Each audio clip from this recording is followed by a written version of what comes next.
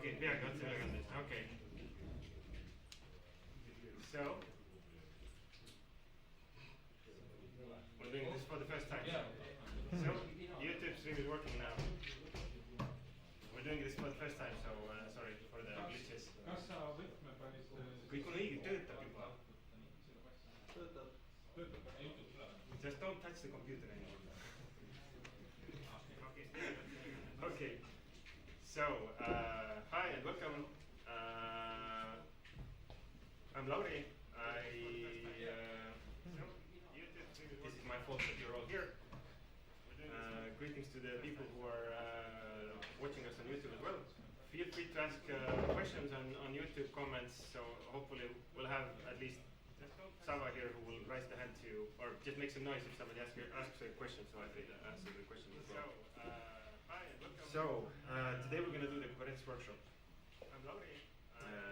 The whole agenda for today is basically this: we wrote a project with for Startup Estonia to get some money for this place and to fund these workshops and talks. And basically, these talks will be mostly about cloud native and security. And by cloud native, I mean more specifically something to do with. I think it's hard to actually define what cloud native means because it's yet another buzzword which is pretty much meaningless. But I think it means basically anything that has something to do with Docker images. I think Docker image is like the baseline for all cloud native stuff. And so we've got this. I have this URL here where you can sign up for more info. So we used to have really terrible social media communication for the hackerspace in general. But I think we've been here now 5 years. I think we've reached the maturity level where we want to do more professionally the whole social media communications. So I actually started using MailChimp and started sending out nice looking emails, not the hacker composed emails. And if you want to sign up for future information, I suggest you just open up the URL and sign up there. So some people have asked, do you have a schedule for the talks? And I'm just going to say no, because this event is called Chaos Tref. I will never know what will happen during the next event. Is there an issue with the mic? And if you want to sign up for far away. So which microphone is used? Some people have asked, do you have a schedule for the talks? I'm just going to say no, because it's better. This event is called Chaos Tref. I will never know better. I can also talk louder. What will happen during the next? So I suggest to sign up on the email address there, and then you'll get a more specific updates. What's going to happen during the next event. For now, what I can tell is that next Thursday we will have Mick Mangus from Pipedrive talking about agile software development in general. And after that, I guess we will have another workshop. So it will be alternating over the weeks. There will be something more hands-on and then something more in a talk format. More specific update. And just to be clear, what is the whole point of doing this? We want to get more members for the hackerspace. I think we sort of, at least by expecting people to come here physically, I think we have sort of maxed out at a certain membership number. So we've been hovering around these 50, 60 members for quite a while. But I think in order to actually go further, we need to get more virtual members. And this is where the Kubernetes fits nicely in the picture. I think we sort of basically by expecting the whole point of the Kubernetes workshop is to demo the Kubernetes sandbox environment that we have built here. We actually have server room here as well. In order to on-prem further, we have server room on the other side of the corridor. The Kubernetes workshop will run on that hardware, so it's not just repackaged AWS or something like that. And basically, after the workshops, so I've basically planned a couple of tasks that I expect people to finish. And once you're finished, you'll get a couple months of let's call it a remote or virtual membership space where you can just run your applications in Kubernetes will run on that hardware. And the perk for you would be that you will get more familiar with Kubernetes and hopefully will be more competitive in the IT market as well. And as I said, this whole thing is supported by Startup Estonia. That's where you see the logos here, where you can just run your applications in Kubernetes. Yeah. So the upcoming workshops and talks, the preliminary talk listing looks like this. No dates specifically yet. We'll figure it out. And the goal of the current workshop basically is to get familiar with Kubernetes tooling and concepts. Also to distinguish the components that Kubernetes consists of. And I think one important aspect also is to understand who maintains the different parts. Like when you use the AWS Kubernetes service, which are the parts that are actually provided by AWS, what is the stuff that you need to install yourself on the cluster to actually make it usable? And also, like if you run the cluster yourself on prem, for example, what are the things that you need to take care of in such case? I think we have actually Sander Kuusemets from Tartu University. He will come somewhere in March, I think, to talk about how it is to run Kubernetes cluster on-prem. So he will give you like a more in-depth look on that, like if you need to run Kubernetes on your own hardware. Then we will start a demo application in a Kubernetes cluster. So all of you would get like this hello world experience. And we'll take a look at some basic debugging skills, like how do you look at logs, how do you look at what is the pod state, etc. And I think one key point of this workshop as well is to remove these mental blocks. I think mental blocks are, for me as well, there were a lot of mental blocks, like, the Kubernetes complexity looks quite overwhelming when you're doing it for the first time. So in many cases, what helped me at least was that, explain it to me like a senior sysadmin. Ingress is just, let's say, Nginx configuration generator. So a lot of old school stuff is actually just hidden behind these new labels. And if you just try to explain things differently, then all of this mysticism breaks down and everything becomes, I would say, quite more easily comprehensible. And in the end, we'll have pizzas, so wherever Erki is. Anyway, please somebody remind Erki to order pizzas, like now, when he comes back. Okay, so let's get started. So the Kubernetes cluster that we have here consists of one master node. In a Kubernetes setup, I think usually you will have more than one master node. Usually, I think for a high availability scenario, you would want to have 3 nodes. For the current lab setup, we just have 1 node, just to simplify stuff. And there are 4 worker nodes which are connected to the master. So in layman's terms, in our on-prem setup, all of these are VMs. So the master is just 1 VM. There's 4 VMs for the workers. And all of the green boxes basically are software components that are running on these nodes. So Kubernetes master runs, most importantly, etcd cluster. Etcd cluster is just a key value store. They again try to advertise themselves like as a replacement for the old school /etc, but that's not really that explanation didn't really help me at all. Etcd basically is just a key value store for JSON blobs. I think that's a better explanation, especially the way it is used in a Kubernetes cluster. And Kube API is a Go program that is a HTTP API program that is written in Go, which basically wraps the etcd. So it uses etcd as a database. Etcd doesn't have any concept of like access controls.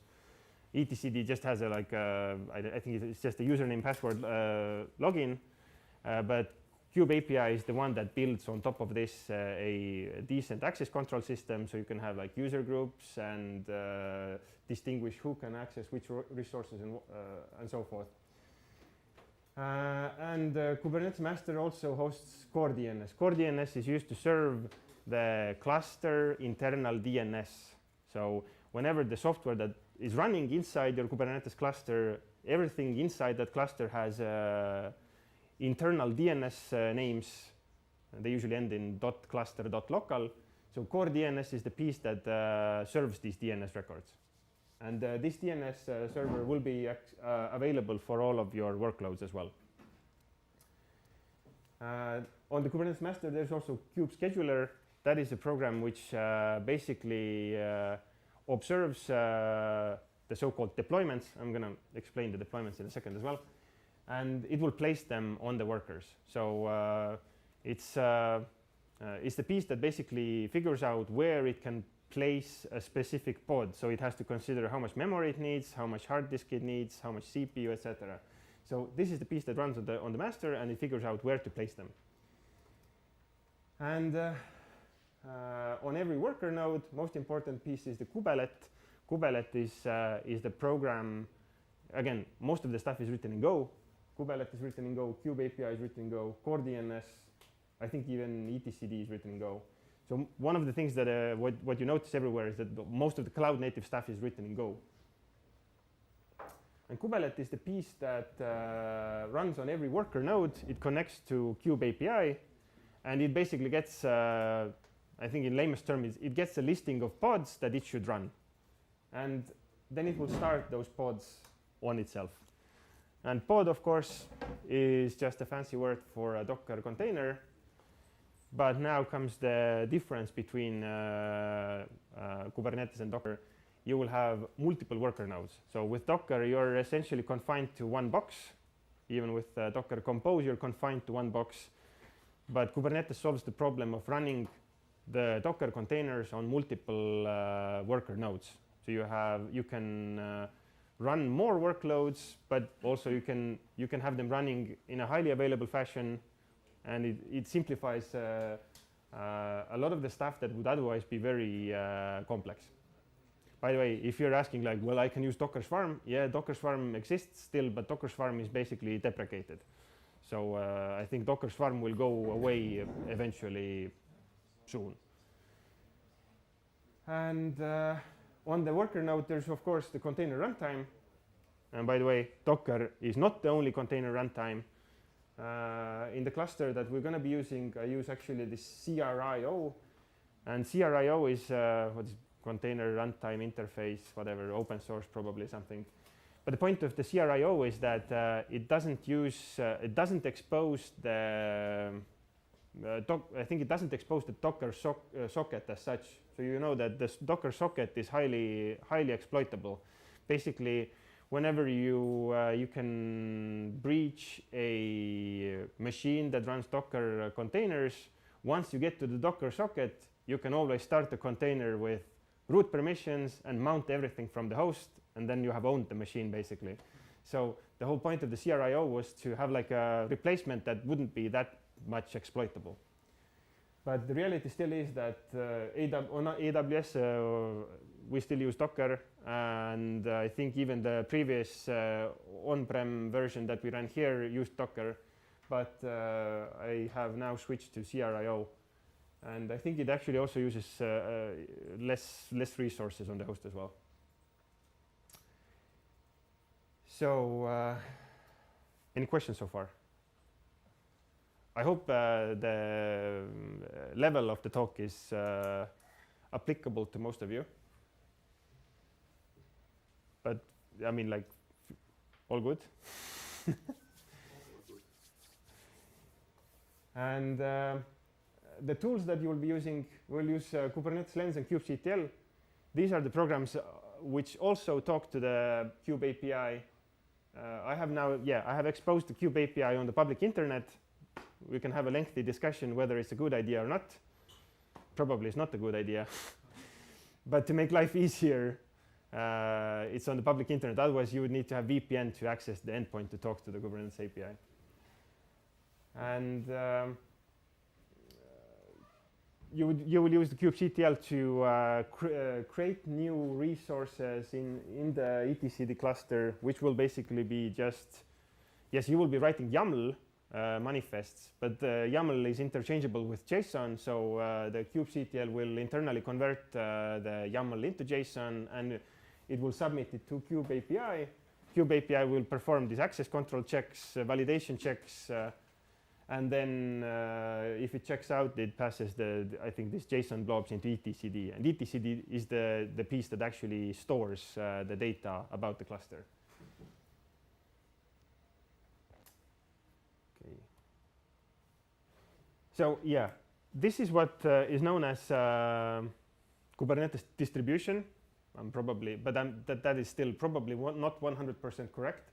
What I meant by that is that these components are like official Kubernetes components, and since Kubernetes is driven by many companies, there's AWS interests there, there are Google Cloud Platform interests there, other cloud vendors, also on-prem providers and sellers and whatever. Then that's why all of the stuff that I listed before is rather minimal. It doesn't solve the question of how do the IP address get assigned to the pods, how does the networking even work between the workers. Like, it doesn't specify any of that. And that's why lots of the stuff is actually, let's call it pluggable. Well, I would say that in microservice world, plugins do not really exist. It's just a way to delegate stuff. So the very first component that you will install in a Kubernetes cluster is the container network interface. And you'll basically have to pick an implementation for the overlay network. An overlay network is that enables the pods to talk to each other and also to talk to the master, I think. But talking to the master there's multiple ways to do that. But let's say to make pods talk to each other, you need to have some sort of network overlay, which means that basically the pods will have, each pod will have their own IP address, and they need to be able to talk to each other across different worker nodes as well. And the container network interface is you will need to pick an implementation for that. So again, if you're on AWS, the default option that they will offer is the AWS VPC CNI or whatever, which means that it integrates fully with AWS's subnet definitions that you have configured there. But for example, on AWS, there's some interesting constraints there. Depending on the EC2 instance size, you will actually have a limit of how many IP addresses you can use per worker node, which means that this directly correlates with how many pods you can start on a worker node. And that number is not very small, is not very big. So I think at least once I have bumped into this issue that you can have like 16 pods on one worker, but the worker is actually underutilized. So that would be one case where you might want to actually replace the AWS CNI with something else, and Calico is one of those options. If you're running stuff on-prem, like we do here, then you can't use, of course, AWS's infra. And Calico is actually one of many options how you can do overlay network between the worker nodes. So yes, Calico is what I've installed in this cluster as well. And that's the one that it basically uses VXLANs to tunnel the traffic between the workers.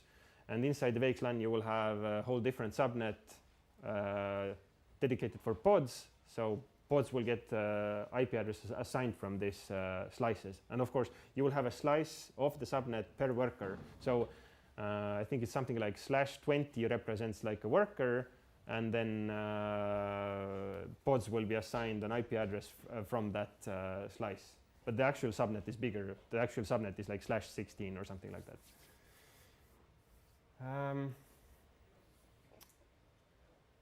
The other aspect is container storage interface. So I think one of the key aspects of cloud native is that you do not use local file system, because local file system inherently is not scalable, and you cannot. I mean, file systems were never actually designed to work across multiple machines. So yes, you can use NFS. I think AWS provides what is called EFS. EFS is AWS's wrapped NFS server. Yes, you can do the old school infra and then mount these folders to all of the workers and then just ignore the whole reality that you shouldn't do that in a cloud native world. So cloud native, in my opinion, cloud native means that you always use remote storage systems. This means that you would use S3, you would use SQL databases, you would use object storage like let's call it NoSQL databases like Mongo. You would use like Redis, Memcache, whatever, something that goes over the network, because you don't want to be bothered by figuring out where the stuff gets stored and what do you do if it crashes and burns. And but still, there are lots of use cases where you will need a classical file system or block storage. And on AWS, again, you can use the EBS. So there is, I think the plugin is called again AWS EBS CSI. So this enables you to use EBS volumes inside the Kubernetes cluster and attach them to a pod. So that's how it works in AWS. If you do it on-prem, then you've got lots of options that sometimes work and sometimes don't work that well. So in this cluster, I have installed Longhorn. Longhorn basically runs inside the Kubernetes cluster itself and exports a block device that can be mounted between the pods. I also added a raw file provisioner there. Raw file provisioner basically just creates a dummy empty file in the host and mounts it to a pod, and then you can write stuff into that volume. But again, CSI is not part of the official Kubernetes distribution. You would need to pick some implementation, and that's why you have these differences that on a cloud vendor, you would have something that the cloud vendor provides, and if you do it on-prem, you need to basically figure it out yourself. Generally speaking, like storage in an on-prem Kubernetes cluster is still pretty much pain in the ass. If you use VMware, VMware actually has a CSI plugin as well, so you can request VMFS volumes from a VMware cluster and use them in a Kubernetes cluster as well. So I think these two are the most important bits. Otherwise, you cannot really do anything at all. If you would ask, like, what's the use case for these EBS volumes in an AWS Kubernetes cluster if I shouldn't be using them at all? So for example, one use case is that AWS doesn't support the latest MongoDB version. They are stuck with MongoDB 3 point something. If you want to use change streams from Mongo, then you need to use Mongo 4 point whatever or higher. And that's where you basically, your only option is to actually run the MongoDB yourself. Yes, you could basically install the Mongo in a classic EC2 instance, but then you would be trading off some of the benefits of running the Kubernetes cluster. And in this case, one, I think, reasonable option is to use MongoDB has this Kubernetes operator. You would install it in the cluster. Then you would use the MongoDB Kubernetes operator to run MongoDB inside your Kubernetes cluster. But then you would need to give them this volumes for storing the data, and that's where this comes into picture. That you still need the persistent volumes to run the databases. So yes, you need persistent volumes to run databases, but you just have to be aware of how it fits the bigger picture. Some of the other components, which now you would have to install yourself. So because in AWS Kubernetes cluster, both of these are done already for you. That's what you're paying for, something like $72 per month. You're just paying for the control plane, but to actually run workers to do something meaningful, you probably need to pay more. So just to run a Kubernetes cluster in AWS infra, just for shits and giggles, probably costs something like more than $100 per month. But for that money, at least you will don't have to bother about taking care of the CSI and CNI stuff. But that still isn't very useful cluster because it doesn't do monitoring, it doesn't do log aggregation, You don't get any HTTPS certificates, and you don't get any DNS records. So even if you would like try to get all of these from AWS, you will end up having to install some of these bits yourself, because you either AWS doesn't offer those services, or they are doing it in a weird way that doesn't suit you really well. And to make the Kubernetes cluster actually useful, you first of all need cert manager. Cert manager is a piece that does this ACME validation. Like let's say if you're using Let's Encrypt, that's the piece that does the ACME validation with Let's Encrypt and gets you the private keys and certificates to actually use them in a cluster. Other aspect is that core DNS, what I mentioned before, doesn't deal anything with external DNS records. To update the public DNS records, you will need, this is called the external DNS. That's the component that connects to your DNS provider and goes and updates the DNS records there. So one of the things that you'll notice here is that in a Kubernetes infra, things are very dynamically changing. So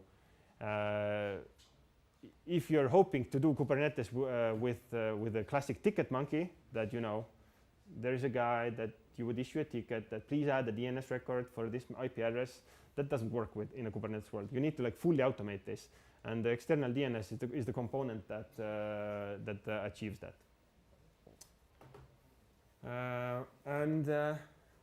Again, to make the Kubernetes cluster useful, you would need monitoring. So you would need to run Prometheus probably there.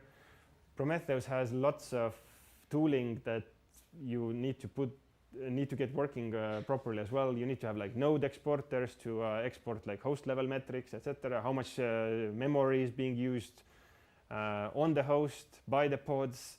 So there's lots of components that need to be in place to have a meaningful setup.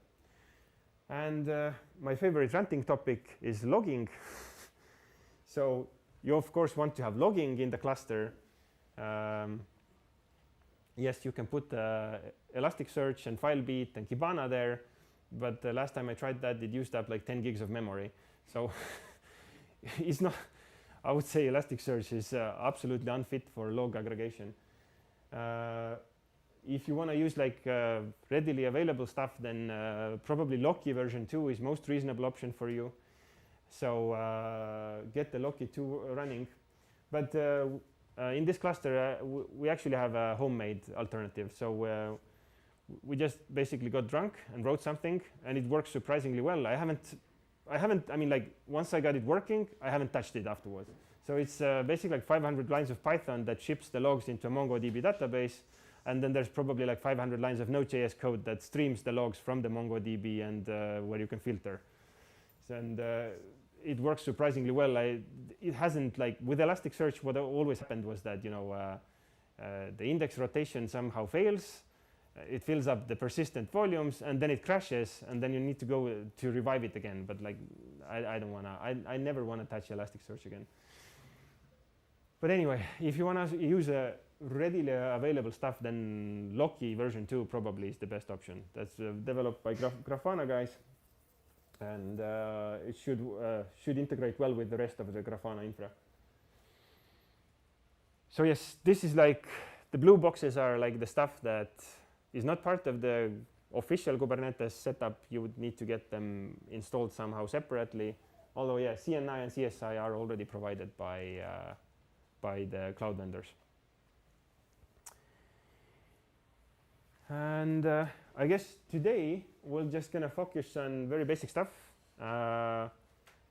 So these are Kubernetes resources. Kubernetes resources are the things that you can upload over the Kube API, things that get converted from YAML to JSON.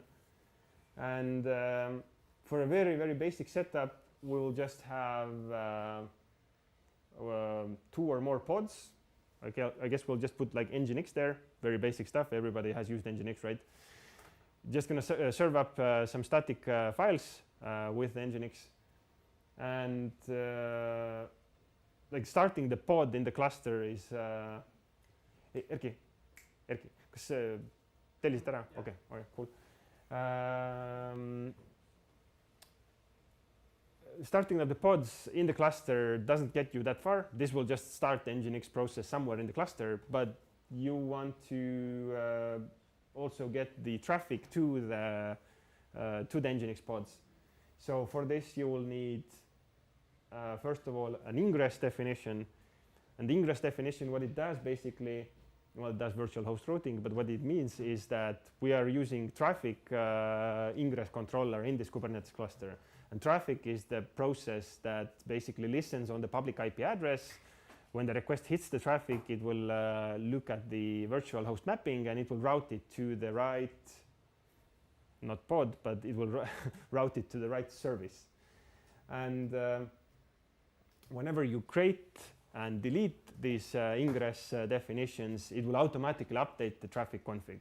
There's also Nginx ingress controller, which does the same thing with Nginx, and there's same thing for Proxy. But I would say traffic is the one that the most fits with the cloud native world.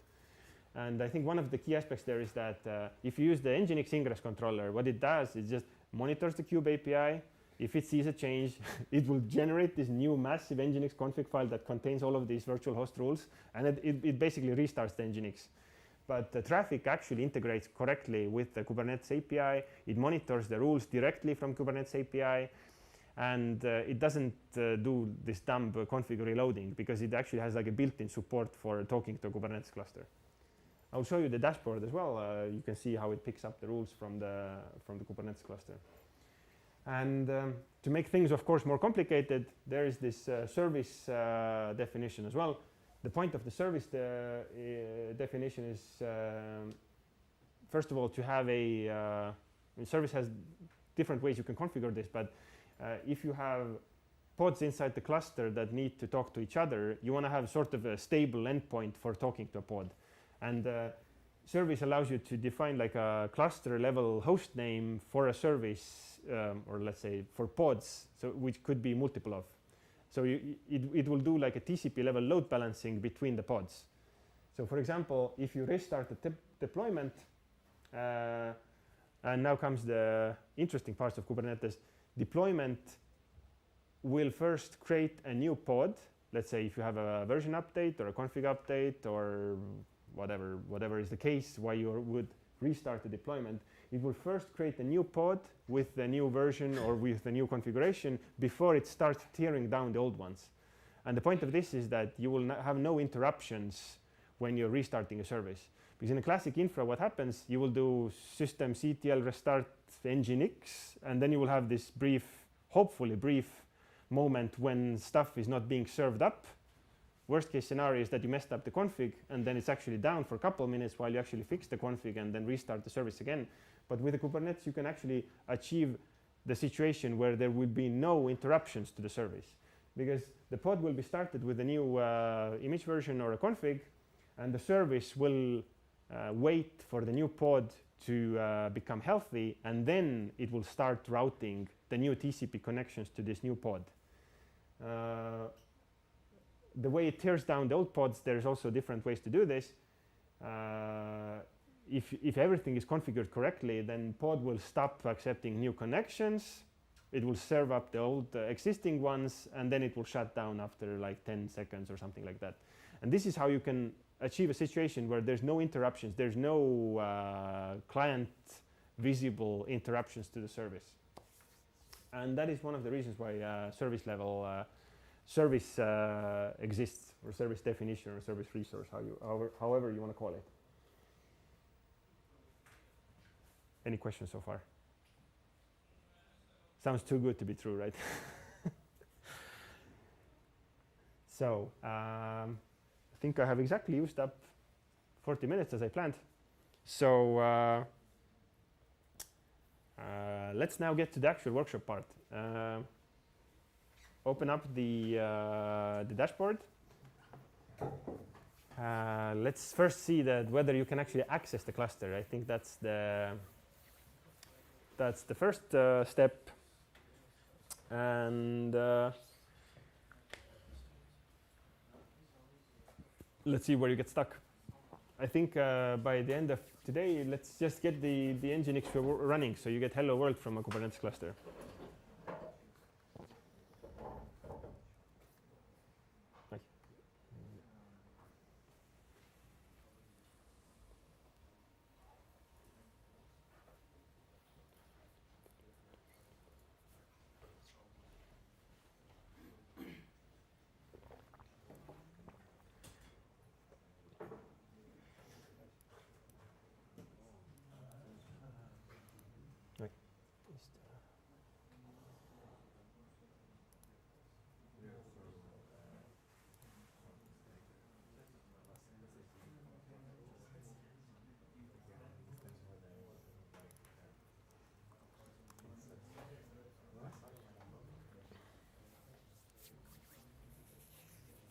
Okay, let me ask this way. Is there anyone who can't access the dashboard?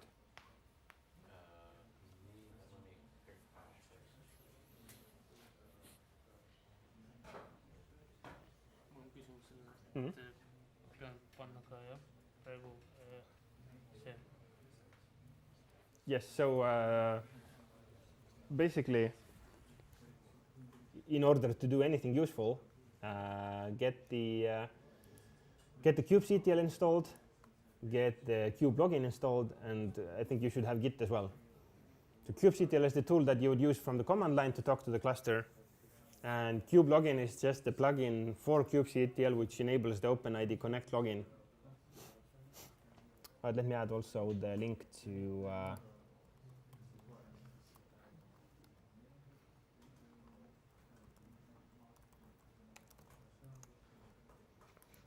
if you want to have a graphical UI, then this is also a good option. Let me put link here.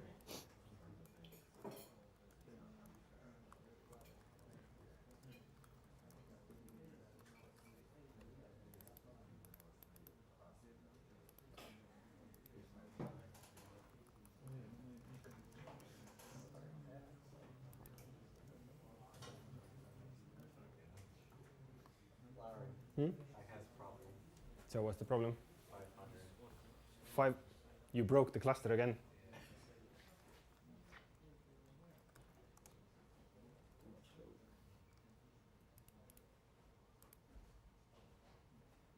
Then I get like a dashboard.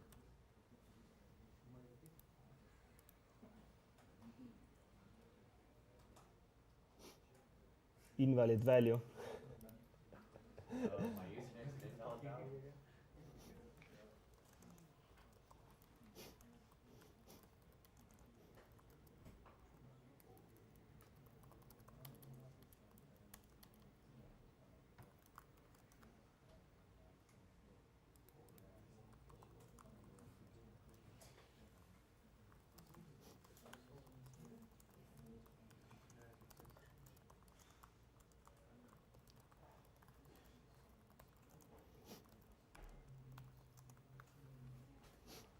No, there's a problem with no. That hopefully doesn't concern most of you, because at least there's now people showing up here. If you have a funny username that has uppercase letters, then actually added a couple of fixes for that. So basically, the funny thing about GitHub is that so it uses the OpenID Connect to use GitHub as the authentication source. And the way it's hooked up is that I'm running Dex in this cluster. Dex is Dex IDP. I use Dex in this cluster, which basically uses GitHub as the upstream OpenID Connect provider, and all of the components that are running in the cluster use Dex as its identity provider. But the problem is that GitHub says that their usernames are case insensitive, but the GitHub's OpenID endpoint gives me a username in both uppercase and lowercase letters. So when you use the string as is in a system which is case sensitive, everything just breaks down. So I just basically forked Dex to actually disable or force everything to be lowercase. That fixed half of the problems, but then there are still some corner cases where it breaks down.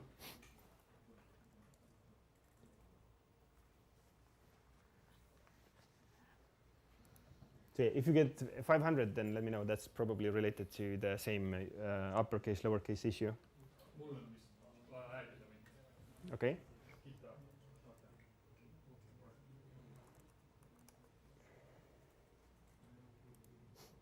Mis su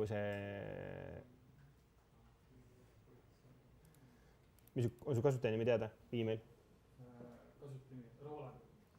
Kuidas? Roland, jah, Saks. Nii. So yeah, the access control works by having you as the member of the organization. Otherwise, I would have random people logging to the Kubernetes cluster.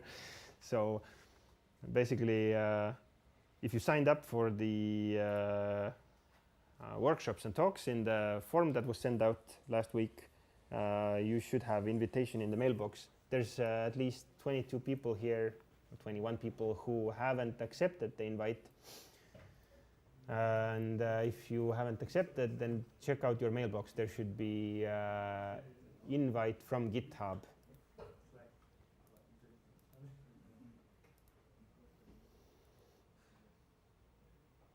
Well, at least people are showing up here. Lauri, should my thing be working now? Just a moment. One moment. I will now restart the sandbox. Give it a moment. A fun fact, the sandbox doesn't run in a highly available fashion. There's some cookie issue there. I'm not sure what's wrong. Like, it messes up the forms. I think like the cookie secret is incorrectly configured. That one pod has one secret for cookie and the other pod has a different secret for the cookie. So as the requests get load balanced between the pods, form that was generated by one pod doesn't check out by the other pod or something like that.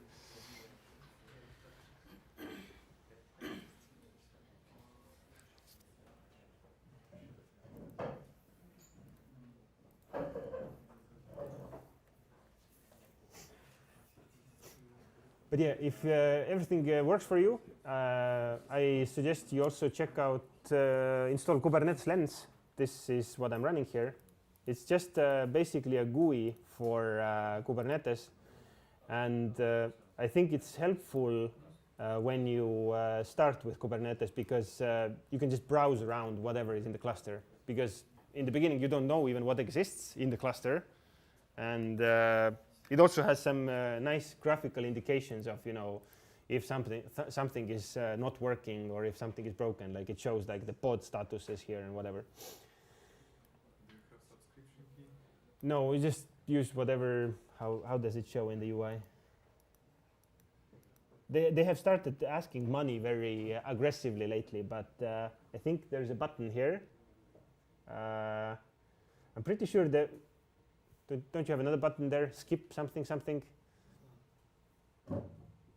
Well, you can start the 30-day free trial. But the 30-day free trial, it wasn't there like a couple weeks ago. So I think people started using it a lot, and then they realized that they can start asking money for this. But by the way, there's an open source fork of the same project. So basically, the Kubernetes Lens source code is not, it's still open source. And I think some people forked the repo and rebuilt it from scratch. I think it's called Open Lens, if I remember correctly. And if they piss off too many people, then for sure there will be an open source fork of the same thing.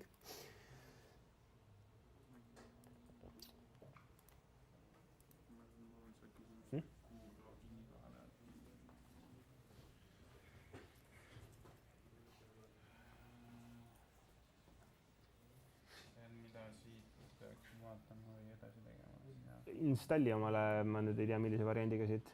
See on Windows. Jah, No, see.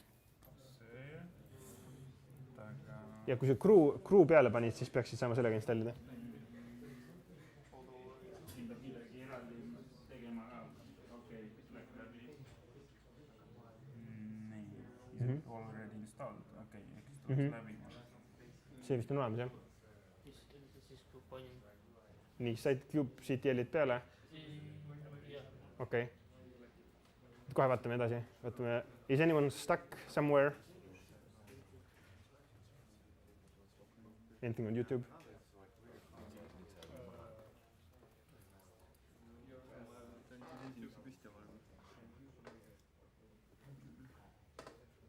Okay.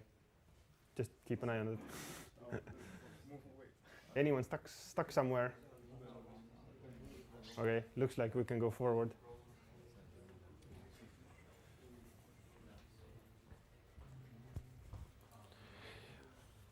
Okay, looks like most of you have managed to get at least the dashboard open and created the sandbox. So,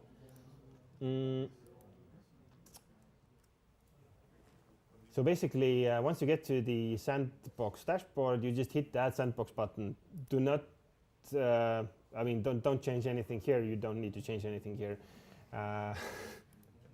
but looks like many of you already changed. Doesn't matter. And basically, what happens now behind the scenes is that the sandbox setup, it creates a new namespace for you. It will set up the access controls that you can access the namespace.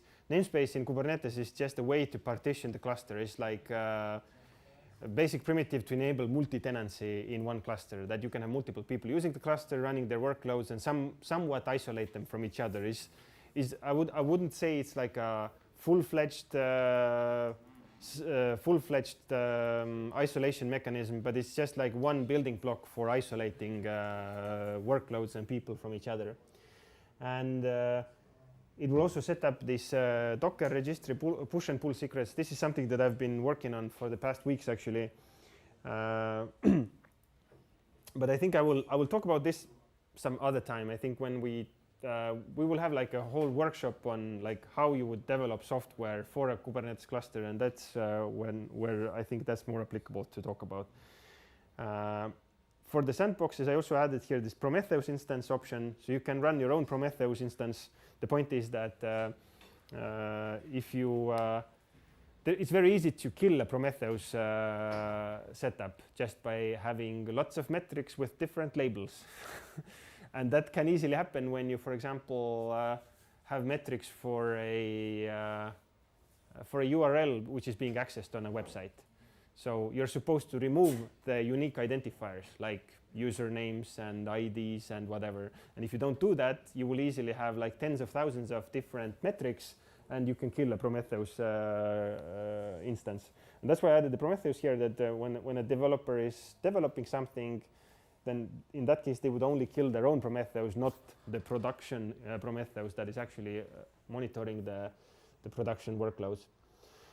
And since we have here at the Hackspace lots of public IP addresses, I also added this traffic instance option. I think in one of the workshops we'll check how you can run your own traffic, and you will have your own public IP address where whatever you run gets routed through. So these are like let's call them feature flags of a sandbox. Now, once you have created your sandbox, and if you open up the detail view, this is now the kubeconfig snippet. This would be copy-pastable on a Mac and a Linux box. I'm not sure what happens actually on Windows. But on Windows even, or in any case, basically what happens here is that this is the content of the kubeconfig. And kubeconfig is basically tells like where are the clusters you want to access. And this is a bit refined version of this because it also includes the context. So context in this sense means the name, in addition to the cluster, it specifies the namespace, what to access. And at least on a Mac and Linux, you just copy paste the whole thing.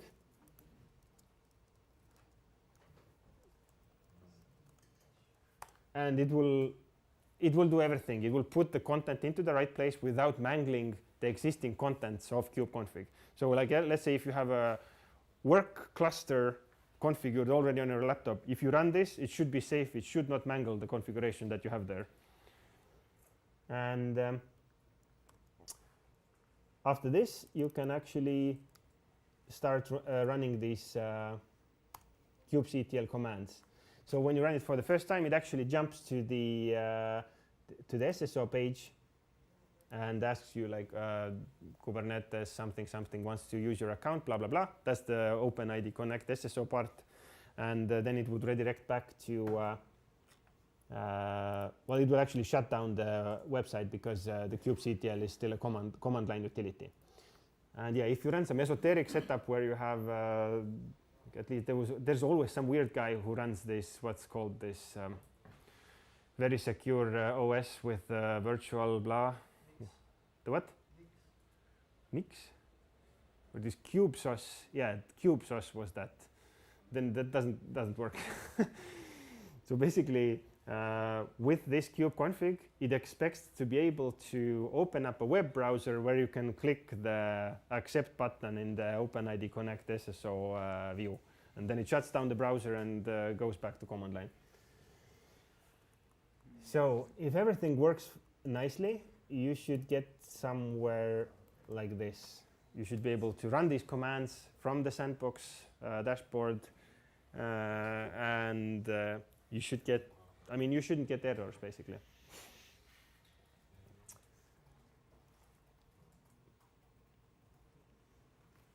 So yeah, just again to clarify, this is not part of any standard Kubernetes setup. This is something that I've built myself, mainly just to simplify all of this. Otherwise, like getting access to Kubernetes cluster is probably like a very lengthy and painful process because you don't know half of the things. But I think I tried to dumb it down as much as I could, and I think this is like a reasonable effort to access a Kubernetes cluster. And also, all of the links are here as well. So, can you at least run this? Okay, the apply command will need a sample manifest, which we're going to take a look at in a second. But can you run at least get deployments and get stateful sets? And I think there's more commands here. Get pods. Like if you instantiated this Prometheus, then you should see the Prometheus pod in the kubectl output. jah. jah. mis mõttes regada? sinna meililisti. Et kas sa saad nüüd lisada sinna orgi, GitHubi orgi? Peaks olema kõik. Kes see puudu on? No siin chatis üksib veel, et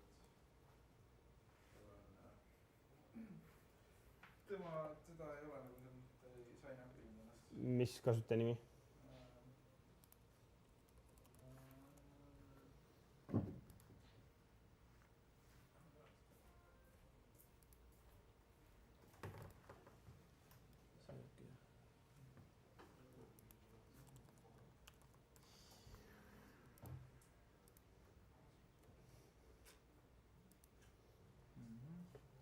So that's probably Andreas, yes. You need to, Andreas, you need to look into your mailbox. So I figured out why Kubelens, how to get the free one. You got to go to the subscriptions page. And at the very bottom, in that long, really tiny text, it says, I'm a hobbyist or student. Okay. So it turns out to use Kubelens, you need to scroll down. Somewhere there's a small print that says, I'm a hobbyist. You click that, yes, I'm a hobbyist, and then you get to use it for free.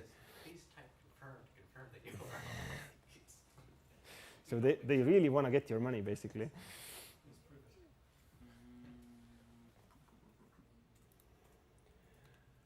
Windowsi all ma panen ta lihtsalt mingi tekstifaili siis või? Manifesti või?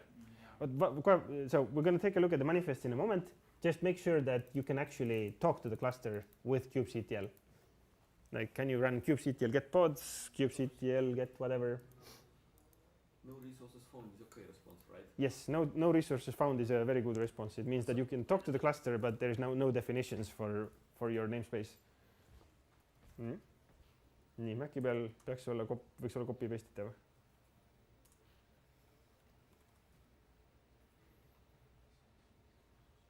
Võta siit see järgmine, see esimese jaoks on faili vaja. Nii. See on see, su OpenID Connecti plugin on installimata. Milline? See OpenID Connect plugin. Unable to connect on Q plugin. Okay. This one. So if you get some obscure errors about OpenID, OIDC or whatever, this means that this Q plugin is not installed. Anyone else having some issues? Your issue is context. Maybe I should not copy some of this.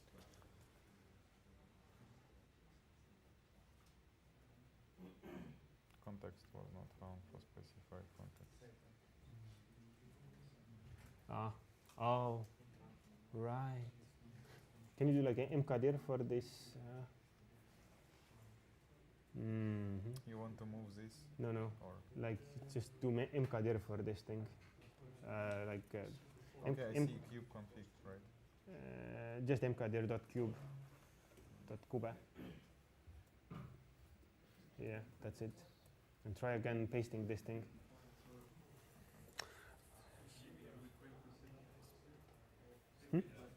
for this cube for this config.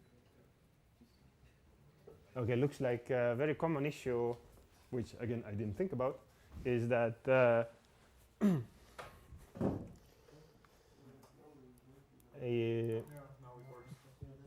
you need to do this as well. That little corner case. veel üks username. Cool. Okay.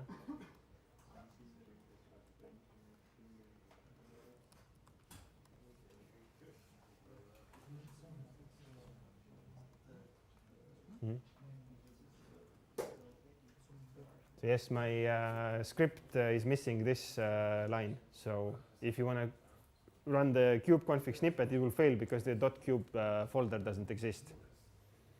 mul on ta tehtud, aga ta Windowsis ei jookse ikka. Mis sul viga on? mis sul Switch või tee? noh, on ju praegu kuhu ma siiamaani. see ilmselt Windowsi peal ma kahtlen, et on üldse copy paste itav. Aga ühesõnaga sinna kodukataloogi, mis siis eeldatavasti on see, kas see on see VSL või? Ei ole? see on command prompt lihtsalt. Okei. kuhu ma panin toodud kube. Jah, nii, jah. Näita, mis sul siin on. No ja tirr. Ühesõnaga siia, ma arvan, pead tegema config nimelise faili ja sinna sisse pane ainult see API configust kuni enne EOF-i. Nagu ainult need read nagu. Okay. So yeah, this snippet doesn't work on Windows, so you need to basically take the content of the config file and paste it to the right place. Huh? Just fuck Windows. kuidas seda pluginit saab selle crew ka installida? Jah, see oli ka variant. Sest mul oli crew plugin kuskilt mujalt vaja. Mis toimub, kustad Maci? Tööarvuti. This is blasphemy. Brit is using Mac. You know the old saying that every hardcore Linux user eventually switches to Mac. This is an excellent example of that.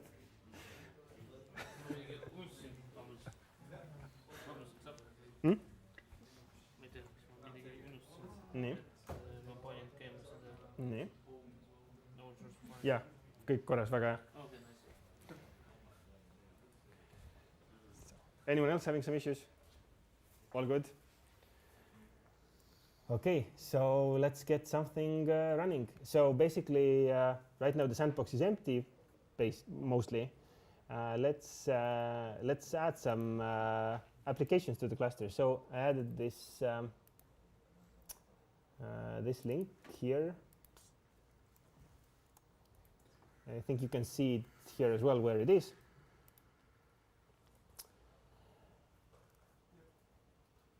It's a GitHub repo. And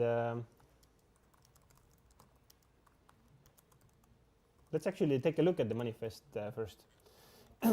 So let's see, where is the most familiar part? Okay, I think the most familiar part is the deployment. So this is the YAML file, and I actually have a pointer here. Yes, this is a YAML file. There are multiple sections. There can be multiple sections in the same file.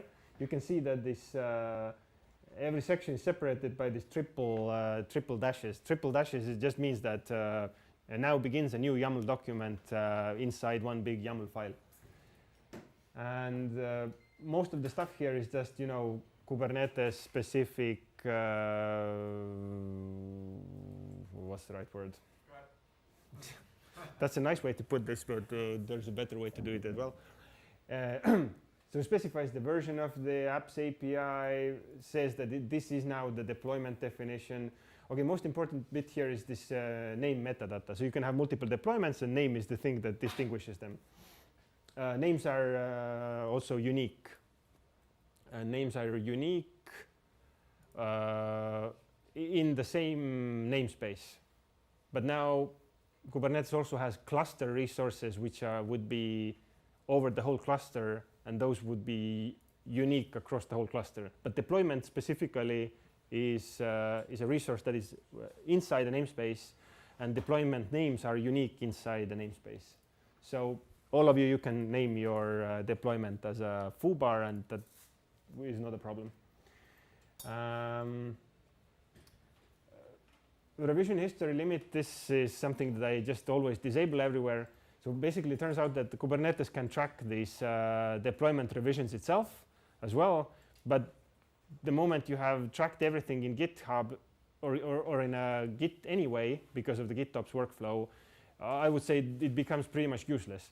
So what I do here is just I set it to 0 everywhere, so it doesn't pollute the GUIs, because the problem is that otherwise you will see these old deployment revisions in the user interface tools, and it doesn't add anything useful. So that's just the explanation why it is here. By default, it's 10, which means that Kubernetes master keeps track of last 10 deployments.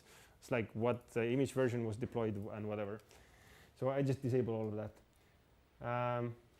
Let's actually jump below here. This is the spec for the pod. And a pod consists of multiple containers, actually. So I think one of the misconceptions is that pod is equal to a container. That's not actually true. I would say pod just groups together containers which are sharing a namespace, which are sharing a network namespace. And what it means basically is that a pod has an IP address, and this IP address is shared by all of the containers in the same pod. And this enables you to build stuff like having sidecar that does something else that adds functionality to the first container. And sidecar is like a whole long story. What is a sidecar in Kubernetes context? But basically sidecar would be, let's say if you run MySQL as the first container, and then you have some sort of other container that manages the MySQL, especially when you want to run a MySQL cluster. Yeah. No, if you run a separate container for log forwarding, then you're screwed anyway. Logging in Kubernetes, the way it works, I mean, the way it's intended to work is that you write the logs to the hard disk, and actually you don't write them in the application. All of the logs go to standard output. Kubernetes runtime writes them to a log file, and the log shipper picks them up from the log files and ships them to the log aggregation system. Yes, there is like a different school which says that you should use a sidecar for logging, which means that then your application would be talking to this sidecar that sends out the logs. But then you have to deal with what do you do if the log aggregator is down? Do you cache them? Do you write them to the disk? And then you introduce a whole lot of other issues into your application that you need to deal with, which I think is not a reasonable approach. But let's say this is actually the kind of philosophy level discussion that maybe we can do some other time. Okay, now let's go back to basics. So pod consists of multiple containers, and they share the IP address, but they can have, for example, different mount points. They can run different Docker images. They can have, I think some of the permissions can be different. What can it do? But in this case, we just run one container, and that is the Nginx container that is coming from this. That is the Docker hub. Like if you just do Docker pull Nginx and this version, this actually gets translated to library/Nginx, and that actually gets translated to docker.io/library/Nginx. So there's this whole image normalization mechanism, which is very weirdly complex when it comes to Docker images. But yes, without slashes gets expanded to library/, and without the registry name gets expanded to docker.io and whatever you had there. So we've got some ports defined on the pod. The ports will be used by the service definitions, but also by the GUI components. So for example, when you're browsing in the UI here, okay, somebody's already running Nginx, then this port definition that was there shows up in the UI here. So you can click on it and it will set up a port forward and you can actually access the port on the pod. So so the port definition has many different many use cases why you put it here, but I think main things are to make it usable by the service definitions and to expose them in the graphical user interfaces. Then we've got this whole selector template magic here, which I would want to skip at the moment. You can do all sorts of weird things there that basically like this thing here, everything below the template is the template for a pod. And the deployment will use the pod template to create the actual pods. So what we're going to apply here doesn't actually create any of the pods. It just tells the deployment controller that I want to have a pod like this, and then it will actually create the pods. And I think the last bit is the volume mounts here. So if you're asking why there are two volume sections here, then on a pod level, it just says that this pod wants to make use of this config map volume. Now I have to explain config maps as well. I'm going to take a look at the config map in a second. But you can mount them in different paths for different containers. So you can have like different containers which would be using the same configuration but on a different path for whatever reason. Basically what it does, it just maps the whole Nginx content config map into this folder. So whatever is inside this config map gets mounted as files into this folder. So config map is not really a real volume. This is, let's call it a pseudo volume that is created by Kubernetes. And these files are actually, these get saved in your etcd cluster through the kube API. And when the kubelet starts the pod, it will actually fetch these files through the kube API, and I think it just creates files on the disk. Just very dumb mechanism. And the whole point of this is just to supply configuration files to your pod. So this is not where you would actually put HTML files. But let's say that in this particular use case, this is a configuration of our program. And it just has a HTML file that just says hello world.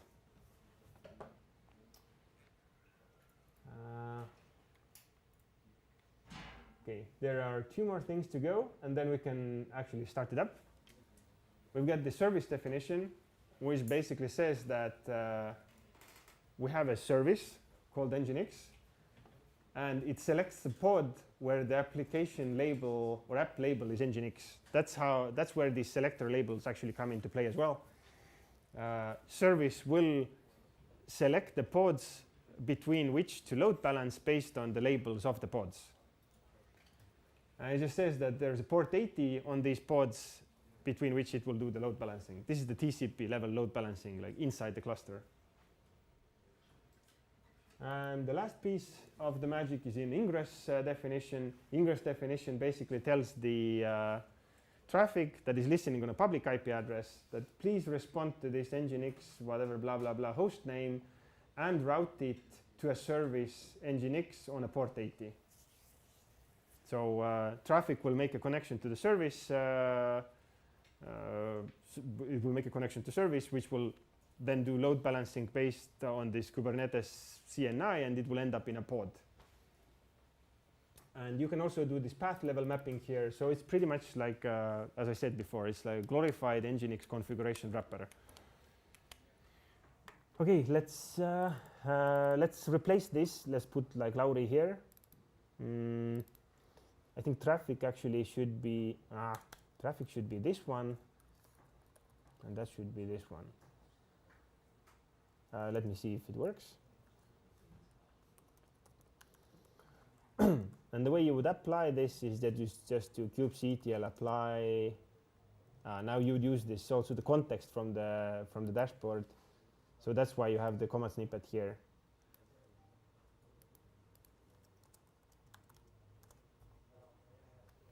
It just tells you that, yes, I have created a config map, I have created a deployment, I have created a service and an ingress rule.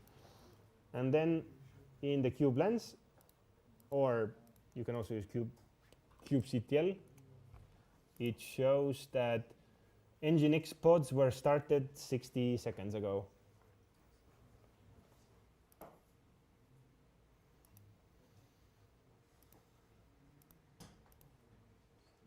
And it works.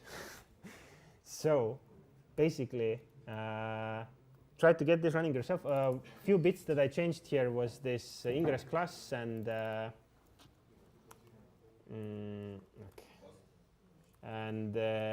traffic host name. This was also nonsense. But you also need to change the host name that you're serving.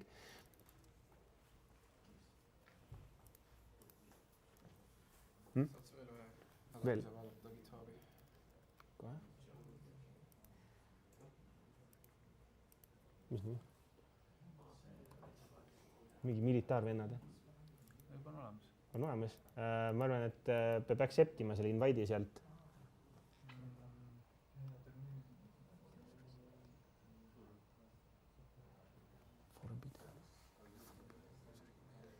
User email. See näeb välja nagu see conf on kuidagi valesti.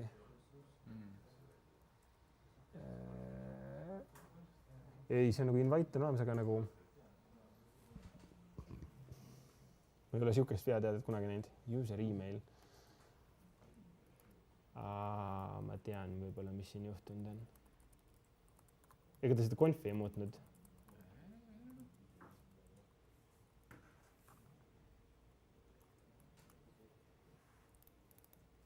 Just to be clear, you don't need to change anything in the kube config. Everything stays as is.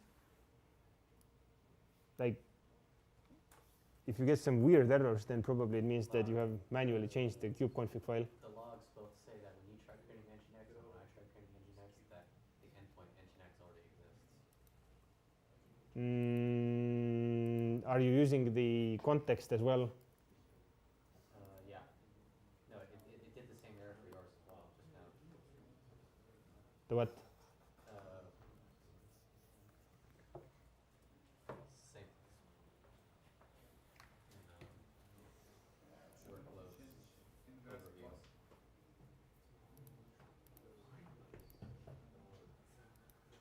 Is it here? Where is it? But it's working, right? No. Yours or mine? Mine is working. Yours is working? Yes, mine is working.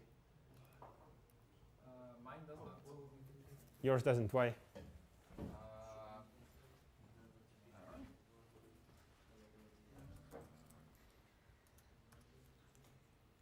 Põhimõtteliselt ainult kui asi, mida muutma pidi, oli see.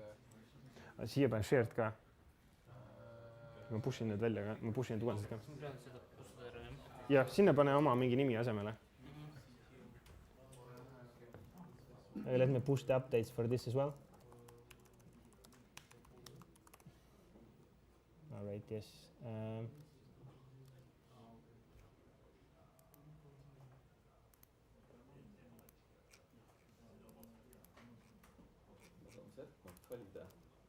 Cert not valid. Code mowers. Muutsid, mis sa veel muutsid? Koht on õige, aga täpselt sedama, mis copy-paste tuli.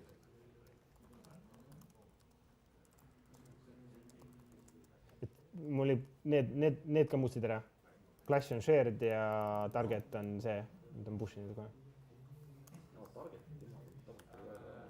And now the TLS sets are messed up. No, TLS sets are not supposed to be messed up.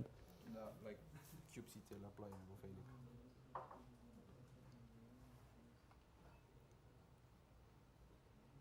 See ei ole E, kus see E on? Miks see E on? Ma ei tea. EU on. Originaalis on E-eesul. Ei, tähendab, so the Cube API endpoint is EU, but the demo that we run is EE. Yeah, I pushed an update for this, so just refresh this.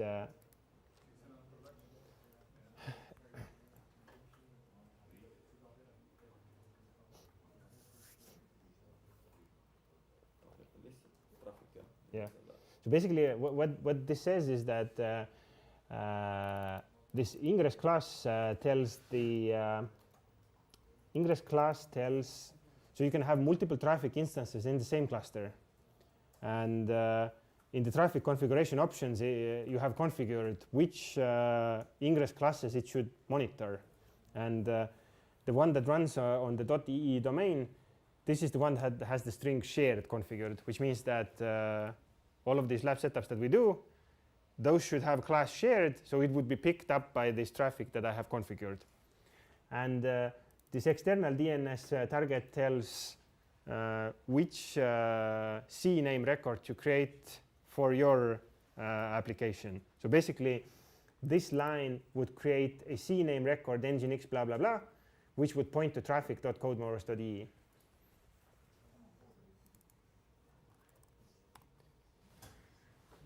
So this is some of the magic that happens behind the scenes.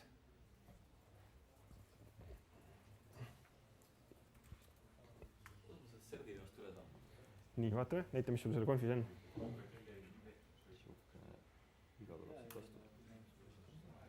et keegi lõhkus nüüd ära midagi.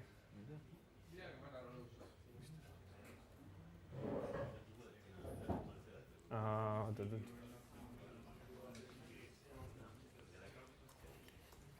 Somebody broke the cluster, right?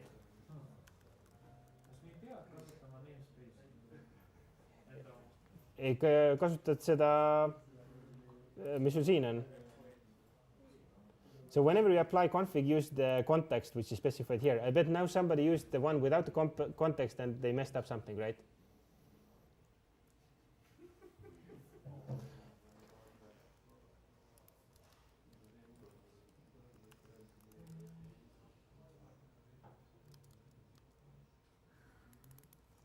So now it's completely broken, right? Yeah, same error. Nice. By the way, this is traffic dashboard. Let's see who messed up the cluster.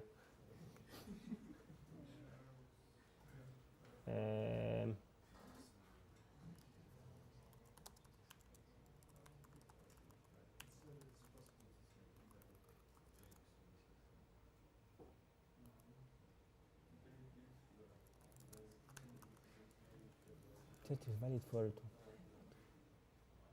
what? How did you do that? And who did it?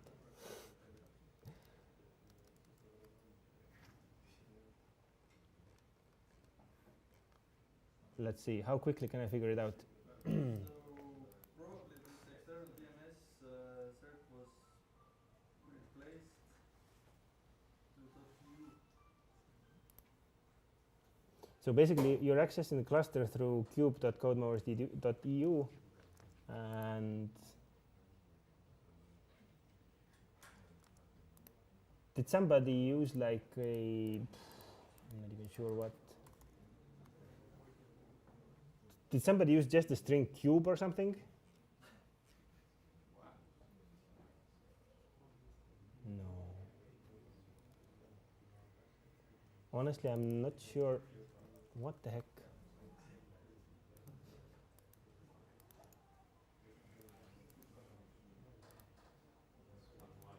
Okay.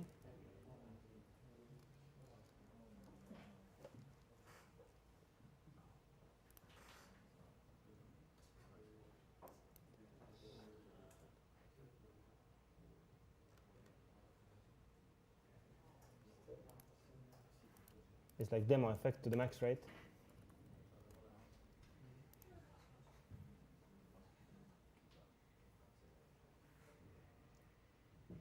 Okay. I think I know what happened.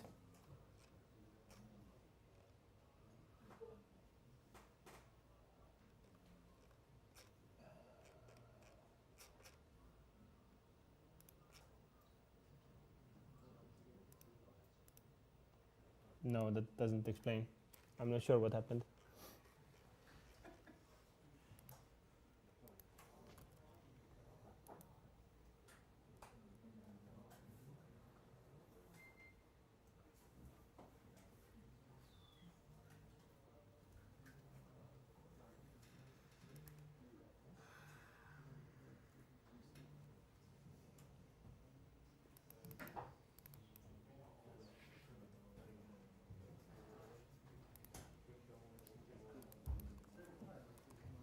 But how about the pizza break? Is the pizza here? Can you ask Erki?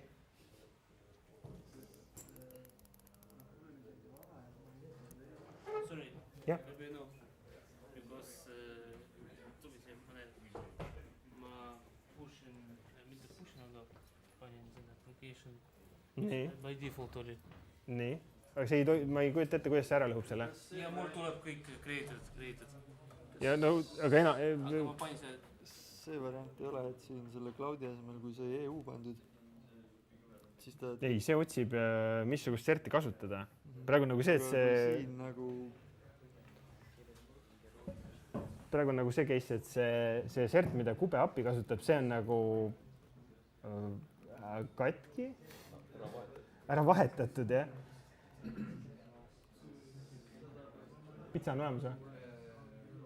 Mis? Nii.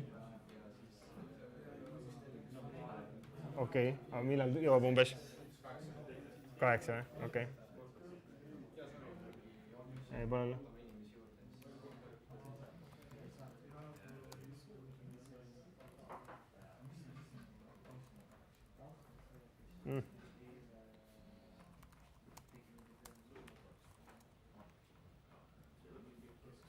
No, kurat.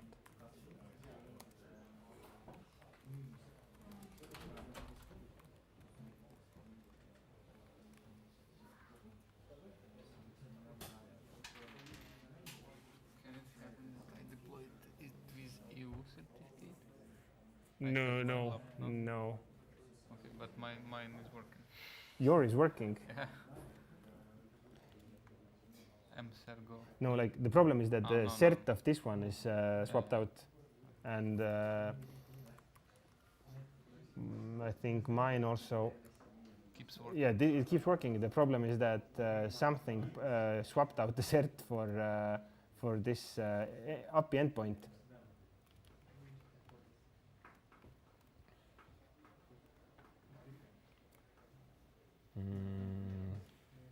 Okay, I have an idea.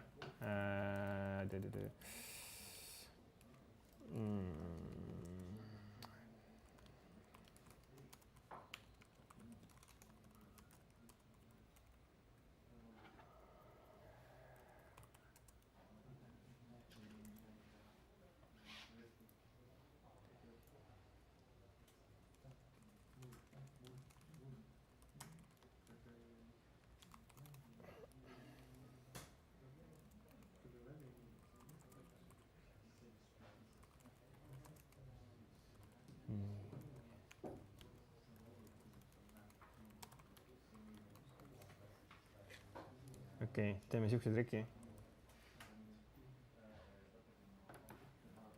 Please do not overwrite this.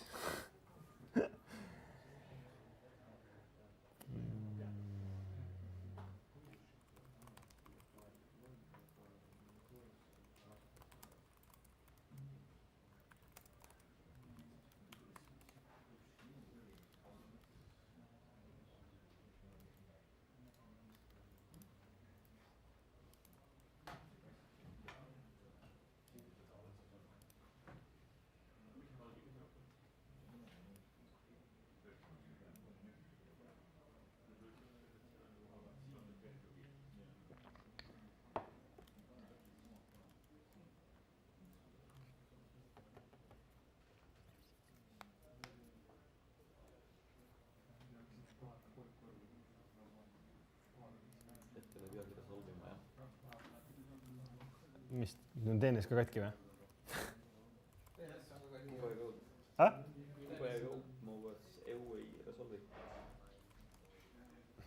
Päriselt või? Mis teete?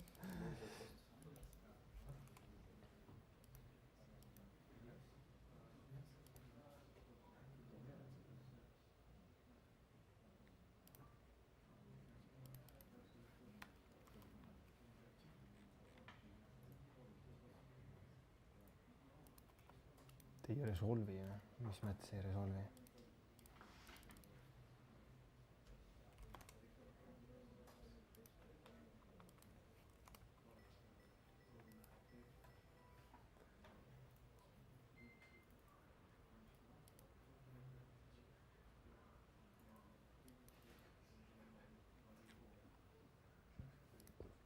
2, 1.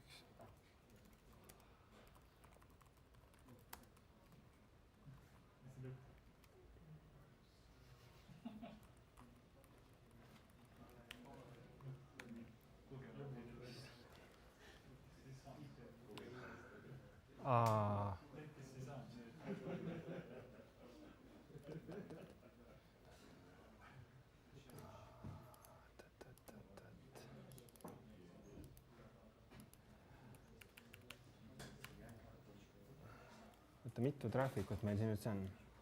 2 tükki on vist.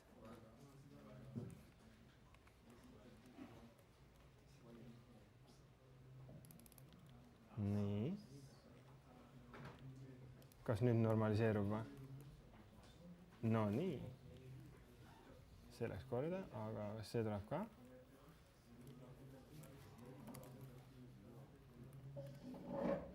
Okay, it's back.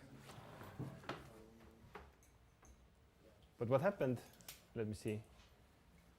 I think something mangled the DNS record that was pointing where the where the API endpoint was pointing. But I think I actually caused it myself by making one change like a couple of minutes ago. At least curl is not complaining anymore. Okay, can you now access with kubectl? Yep. Okay.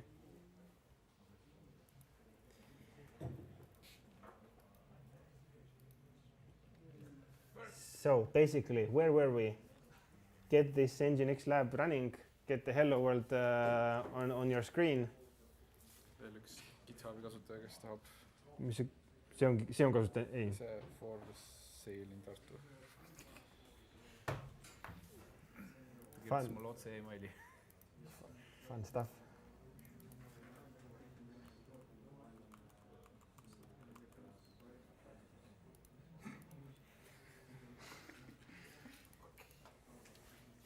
Ma olen paar sõnad maas võib-olla seal. Nii, kaada. Ma olen selle konfi juures. Selle juures, jah. Pa.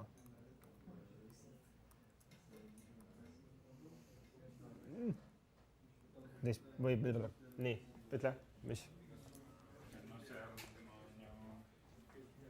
ju neid käske nagu käima ei saa. Lõin selle config. Ei, kõigepealt sul on vaja kubeconfig paika saada. Selle faili nimi ongi, vaata. Vaata, ta rename ib kubeconfig.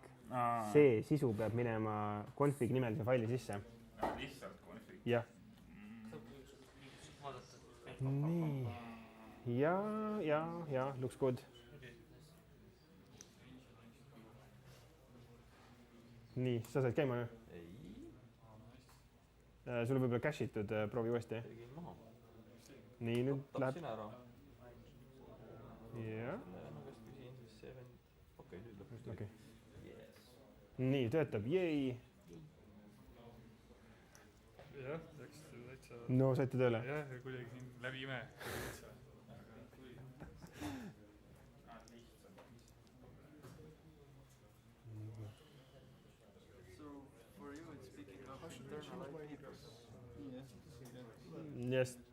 Yes, put like Sava there or something.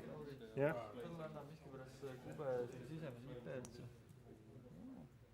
Okay. Sisemise IP. See on worker IP on see. Okay. No, this is the weirdness of our network. No, you can't do anything. This is fine. Everything is go. Ah? I can go home, yes. So, questions?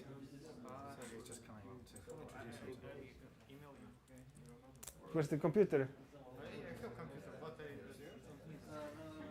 You know all of this? All right. I mean, I think we're gonna wrap up in like, what time is it now? I guess we're gonna wrap up in 10 minutes and then have pizzas. Okay. Yeah. Can you put look at let's go back to the config that you have, the manifest. nii, sul töötab, sa panid subdomeeniga ka, okei, hakkas tööle. Et seal, sa nägid ära selle klassi sealt või, konfist või? okei, never mind. ma kopisin selle siit sellest hindernetist. okei. aga see lahendub igal pool või see on avalik domain? ei, sul peaks olema nagu kus ta nüüd on? mis löösid? Et meie tagasi. kus sul need poodid on, running pods? näed, sul on oma traffic'u instance ka. ja kui sa vaatad siia Argosse, siis sul on, see peaks ka töötama. näed, siis peaks sul olema ka, sul on kuskil, siin peaks olema IP aadress ka näha, mille kaudu sulle tuleb see sisse. et jah, sul on nagu terve see stack, oma see traffic'u stack ka, oma avalik aadress peaks ka olema. see cloud'i omad olid jah mõeldud niimoodi, et see on eraldi subdomeen ja eraldi traffic ja kõik on eraldi nagu. muidu see, mis me seal tegime, see .ee peal on nagu siuke kolhoosi traffic nagu. Okay, let's see the config. Yeah, that hostname looks nice, but can you just refresh? Maybe it's syncing. And show me the config for a moment. Okay, this one should be traffic.codemowers.de without because it's a shared traffic instance. Everything else looks fine. Just remove just leave traffic.codemowers.de there. Yes, just leave traffic there, and the rest as well, like this one. Yeah. Yep. Yes, that should work. So it's like a shared traffic instance between all of you guys.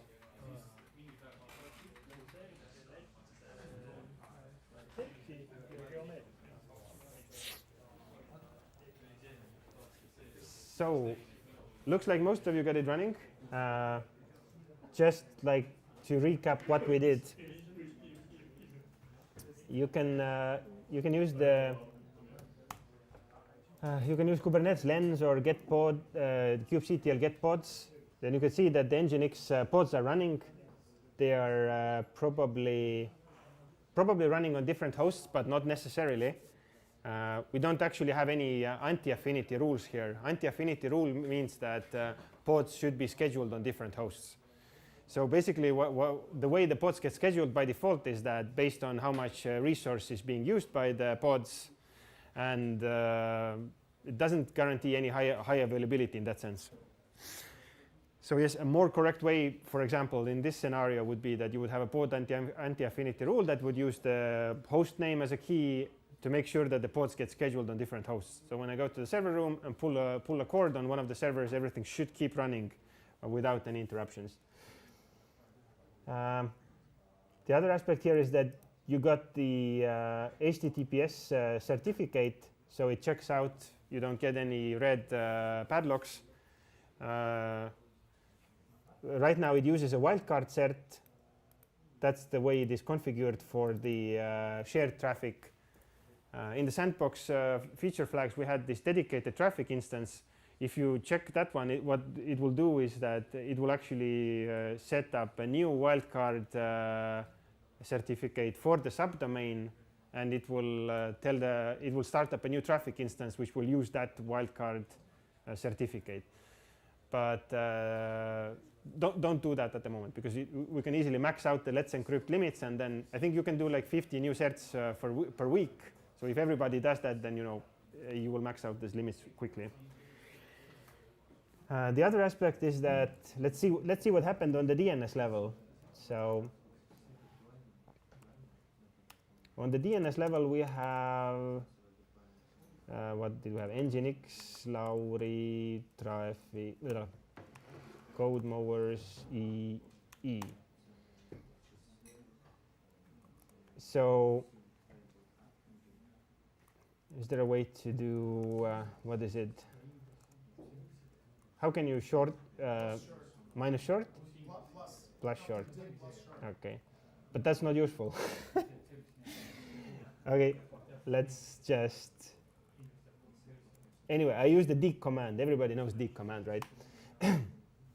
So these annotations in the ingress rule, they create this CNAME record in the DNS server, which basically says that your application hostname is pointing to the hostname of the traffic. And since that is not the complete answer, it will also add the traffic record. So traffic actually has a public IP address, so it will put that one also in the answer. Basically, when you access the application's hostname, it will get resolved into the traffic's IP address. When we look at the traffic dashboard, so yeah, it's very confusing. This is now on the EU domain, right? And I think the links are in the dashboard as well. So just to demo a little bit the dashboard, this first traffic logo should point to, oh yes, it filters out also. It will filter out your stuff that is running inside your namespace. So it just put the string in the search bar here.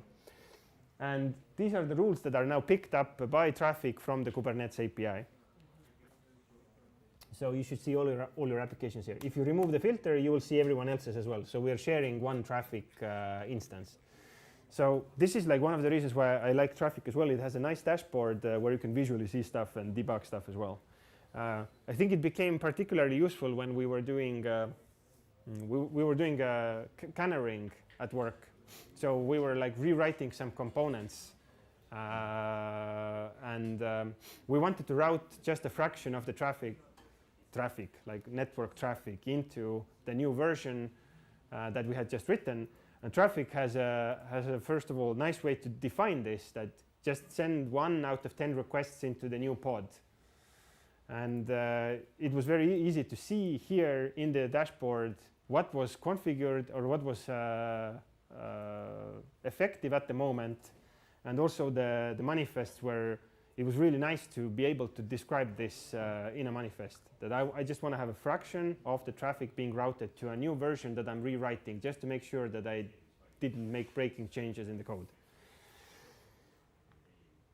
Let's see, what else do we have here? One of the things that I didn't show is Argo. Argo is this squid logo here. You can click on it, you can log in, your SSO should work here. It should go directly to your namespace, and Argo is what we use for CD. So what Argo does basically, very basically, is it tracks a Git repo and applies the changes to the Kubernetes cluster. So I use Argo in this case to set up the supporting infra for the sandbox. So all of these Prometheus deployments are here, all the access controls that you need are here. The Nginx is not here because Nginx you have deployed separately. And like all of the supporting stuff is here. Also this secrets to access Docker registry later, which we will do in some later lab. But like I think in one of the labs in the future, what we're going to do is we're going to configure Argo to deploy some application from a Git repo. And then when you make a change in a Git repo, Argo will pick up the change and it will show the diff between what is checked into a Git repo and what is actually the reality in a Kubernetes cluster. So yes, Argo is like an implementation of a GitOps workflow. So something that allows you to keep Git source of truth in sync with what is actually deployed in the production. So it's like polling all the time and checking the difference? I think there's multiple ways. You can do it with webhooks as well. So GitHub will automatically post a webhook to Argo that hello, something was pushed. So it has lots of cool features. Is it similar with Jenkins? Yes. Jenkins is unholy abomination. Please stop using Jenkins. Okay, I'm bold. Okay, it's So- just for. So okay, but let me try to form a actually constructive feedback. So Argo very specifically talks directly to the Kube API endpoint, and it will see what is actually deployed in the Kubernetes API, and it will do like a diff between the Git repo and what is in the Kubernetes cluster. So I would say Argo more specifically implements the kubectl apply step in your whatever classical. I mean, you can do the same thing with Jenkins, that your Jenkins pipeline has kubectl apply, and it will apply what was in the Git repo. But I think one of the major things you would be missing out in that case is cleaning up old resources. So what Argo does very nicely is that if you remove a definition in the Git repo, it will see that it has disappeared, and it will also try to remove it in the Kube API. So this is something that Argo was designed to do, let's say. And it's something that's probably very hard to replicate without Argo. But like generally speaking, everybody's talking about GitOps, right? GitOps means that your reality is coming from a source of truth, which is in a Git repo. But Ansible, for example, just implements half of that. It will apply the new changes, but let's say if you remove a declaration in Ansible manifest, it doesn't actually clean up anything in the target environment, right? Like let's say you have a Ansible snippet that creates a file with a specific content. If you remove that definition, that file still remains on the target system. This is known as a configuration drift, and this is something that you don't want to have in a system. And Argo with Kube API actually solves that, I would say, very big problem in the DevOps scene. That how do you prevent configuration drift, and how do you clean up all the stuff that you're not using anymore?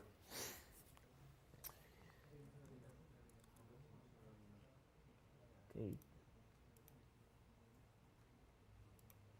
So I think I don't know. Do you have any more questions?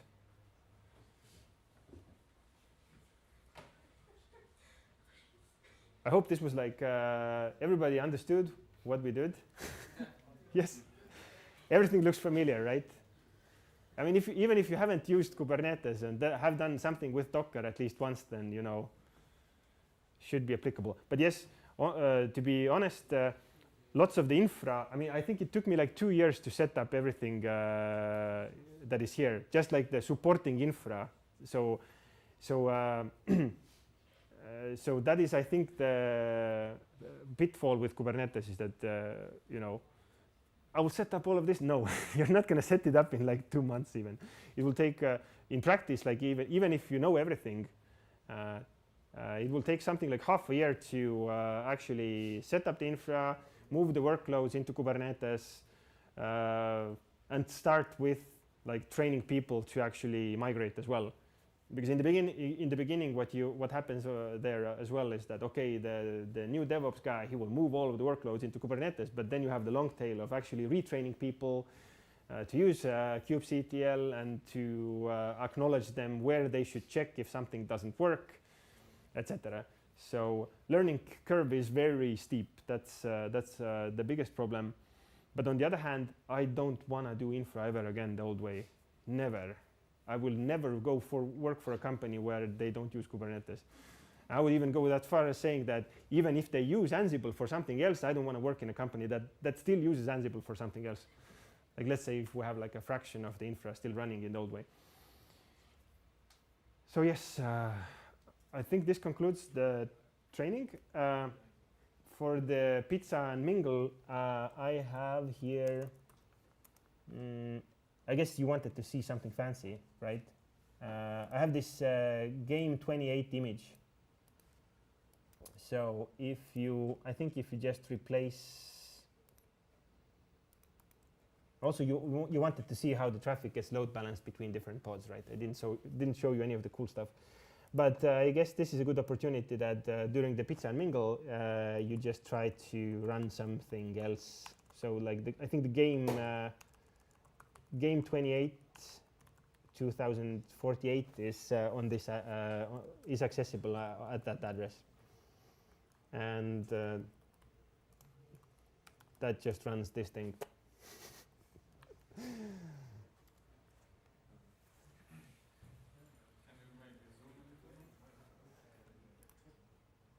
You mean what is the address?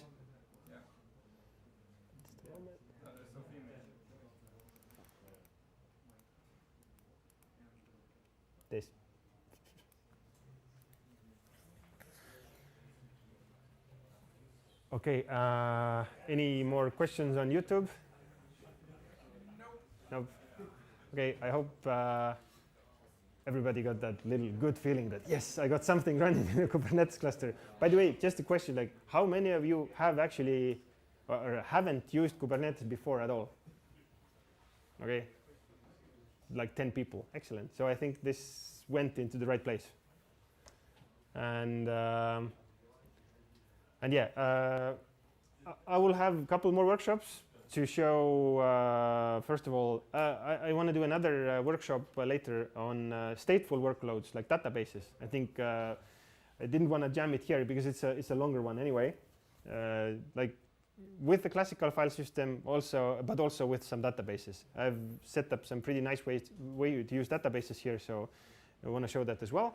Erkki will do a demo on developing Node.js applications with debugger. So you actually get debugging information from the cluster back to your IDE, and how you can do hot updates to the code that are running inside the cluster. And I think I will come up with something else as well. But anyway, this will be posted in the mailing list, so subscribe to the mailing list. And yeah, I think that's it for today. I think Arti can hit the button to shut down the YouTube stream, so bye-bye.